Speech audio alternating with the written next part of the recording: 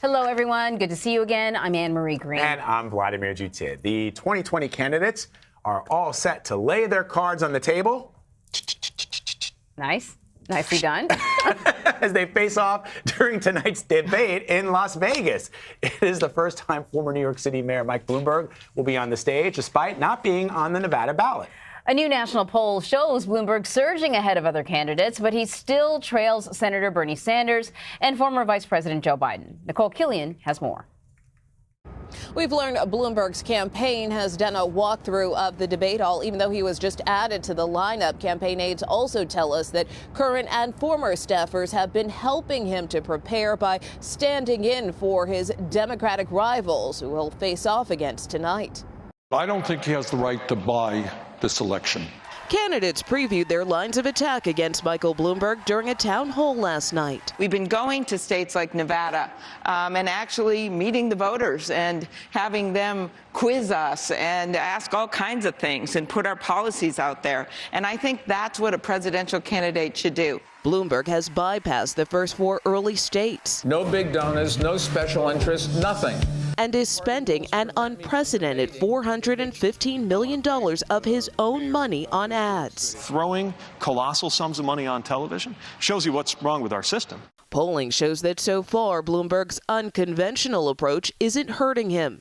Mr. Bloomberg, I'd like to... But it's been more than a decade since Bloomberg has competed in a debate. We have brought people together, and I want to keep doing that. And Bloomberg's facing renewed scrutiny about past policies he supported that unfairly targeted minorities. His policies humiliated and offended hundreds and hundreds of thousands of people.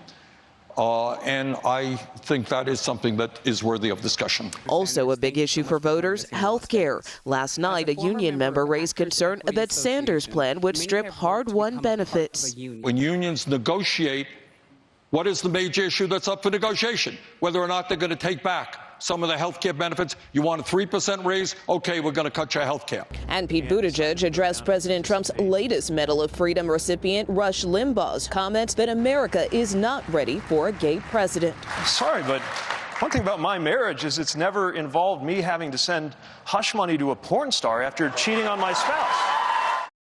As for Bloomberg, his team is ready for any potential criticism he could face. His campaign said if the billionaire is elected, he will sell off his business. Anne-Marie, Vlad? All right, Nikole, thank you very much. So joining us now on tonight's debate are CBS News political contributors Antjuan Seawright and Leslie Sanchez. Antjuan is a Democratic strategist and Leslie is a Republican strategist. Thank you so much for joining us, guys. Thank you. Going to start with you, Antjuan. So Bloomberg has been doing well. He's inching his way up in the polls, despite the fact that he hasn't been on a debate stage yet. But this is going to be a test. This is a guy who isn't really known for sort of riffing, ad-libbing very, very well, I don't think. And this is the first time he's really going to be asked to answer to some of his policy issues, some of the wayward comments that he's made, all kinds of things. Could he sabotage his recent rise with a poor performance? Yes and no.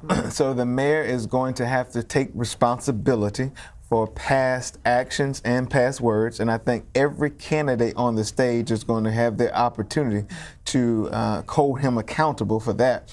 The thing that the candidates cannot make, the mistake they cannot make, is going after him for being having a rag to riches story. No one can be mad at someone who's made money doing it the right way and earning it the hard way. We can't get into that business as Democrats. But he's had a record of speeches.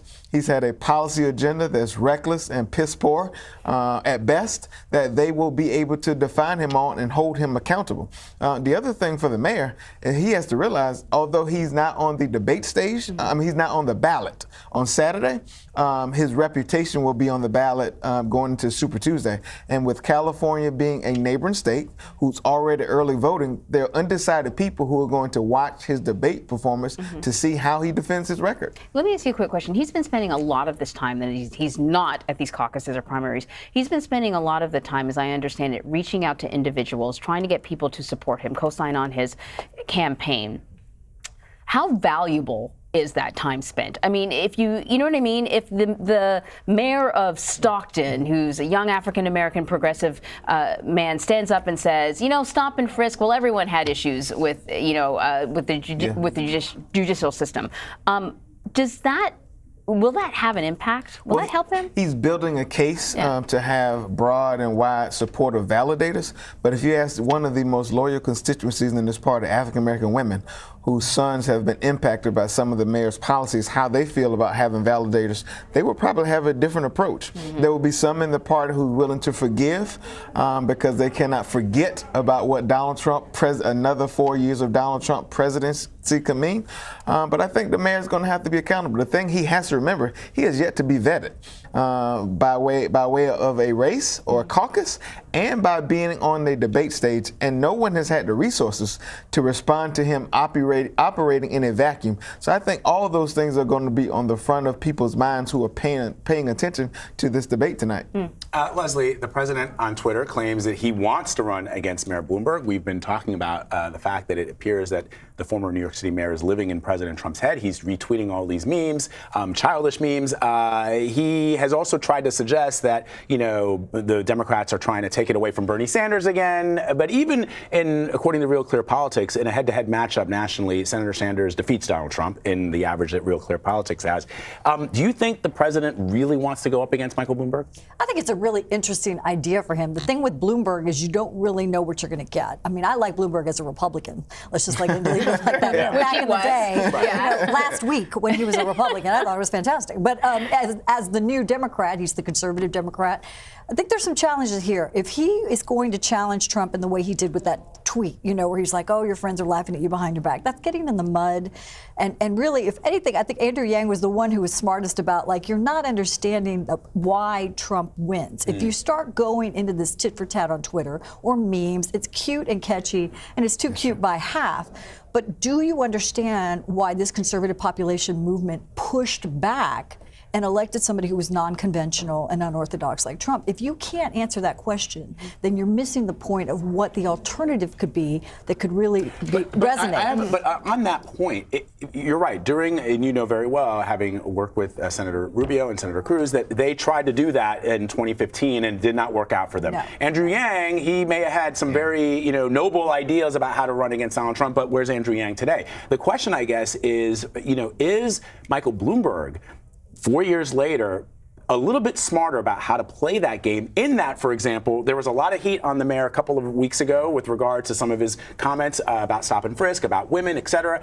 All of a sudden, we hear about potentially using Hillary Clinton or tapping Hillary Clinton as a vice president. That's fantastic. Right. But that was, to me, that was expertly played by whoever on the Bloomberg camp did that, because for a day, the media pivoted away from all those discussions and focused on that. That's a Trump move. That's a Trump move. That's a Trump move. Right. So if you're talking about disinformation, and really kind of manipulating this political currency that's happening on social media, I think they're going to be a really good match against each other. That's the interesting part, right? We don't know what the outcome could be. But let me tell you, if you tell average voters that they're being manipulated in a process and moved this way, they understand what they get with Trump. If they feel like Bloomberg is just kind of going in there and manipulating because he's got the fanciest, glossiest kind of campaign, that's not going to sit well with a lot of conservative Democrats. When you say Trump 2.0 and you say you loved him as a Republican, I'm curious about what Republican voters, how they feel about Bloomberg, and could he woo that sort of magical Obama/Trump voter that everyone's trying to sort of capture? I think what's more interesting in that question is what do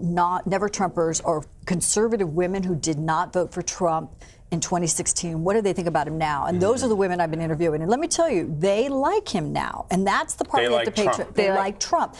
Because they say, as conservative women, I'm getting 80% of what I want. They loved State of the Union, which is kind of shocking to people because if you listened inside the bubble, people weren't really responding. Trump was giving them what they wanted. The only thing I heard one voter say, I just expected an American eagle to fly through the chamber, catch it on the other side. That was so all-American apple pie. Yeah. You can argue on the policy, which is where the Democrats are going to have to go. But on this kind of social media meme, fight you out on Twitter, they're missing the point of what voters want. So there are two things. I think the advantage of a Bloomberg potential being our nominee is he can respond tick for tack with President Trump both on Twitter and have the ability to respond, to push back on him by way of external effort, as well as highlight the things he affords so he can block and tackle. The second thing about Mayor Bloomberg candidacy, Leslie, is the fact that he was a Republican. People viewed him as independent. So he has the ability to fit in many different lanes on the highway, which could mean problems for the Republicans if people are in this frustration mode with Donald Trump and his policy agenda. The biggest problem, though, Antjuan, I would say respectfully, is going to be with the Democrats. Because the Democrats that's where I was pulling going. to the left on the progressive Democratic front, which is really your front runner right now as a socialist Democrat. How does that even play in when you have a conservative Democrat who's really, you know, a Republican in sheep's clothing? How does that play in? So you want a Republican running in your primary, that's fine. When you look at the New Hampshire primary and you look at the collective votes acquired by the moderates, you see that a larger percentage of voters were leaning towards more moderate candidates, right? So that's where I was going. And I'm happy to highlight the challenges in my party. I love calling balls and strikes. If he is the nominee, the rhetoric and the tone from Warren and Sanders and their supporters about attacking him as a billionaire could be problematic in terms of putting together a broad, deep, and wide coalition it's going to take to win up and down the ballot. So that very well could be a problem. The fact of the matter is Bloomberg and Bernie Sanders, they're two different, they're on two different sides of the Democratic side of the aisle. And I think that's going to be a challenge if he's the nominee, pulling all those things back together in order for us to be one band, one sound. Well, I was going to say, the part about, yes, you know, it's not good to go after him because he's a billionaire, he's somebody who came in this country and, you know, by all the virtue of capitalism, made money and provided for his family. But it's the policy ideas. He's pushing back against Medicare for all. He has talked about, he's got pretty aggressive position on gun control. His banking regulation is kind of Obama era. That is not going to sit particularly well with the progressive left, the tilt, the way the party's going. So how they reconcile that is really the bigger question. Except, Leslie, Mayor Bloomberg was extremely active since Donald Trump has taken office in helping us win places that no one thought we had a wing or a prayer about winning, including the historic 2018 midterms. So people know some of the positions he's taken. The question will be, is that enough? Is beating Donald Trump more important enough to Democrats than to compare some of the things from his past? Because keep in mind, I told a reporter yesterday, no political car on the highway is free of political scratches. We all have dents, dings, and dings. And so we have to decide what's more important. There's a lot of dings here. We have to decide what's more important as Democrats.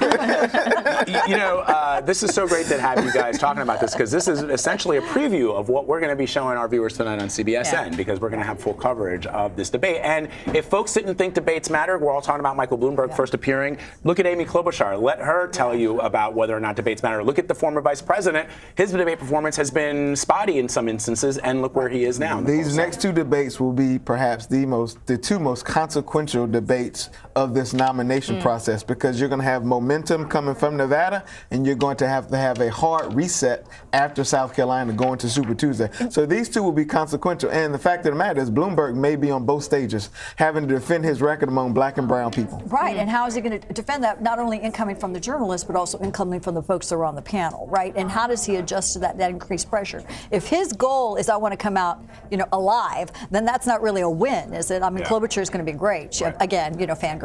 But, you know, we like her. Just saying, from the early days. So this is exactly what we're talking about here. We're going to have all this later tonight.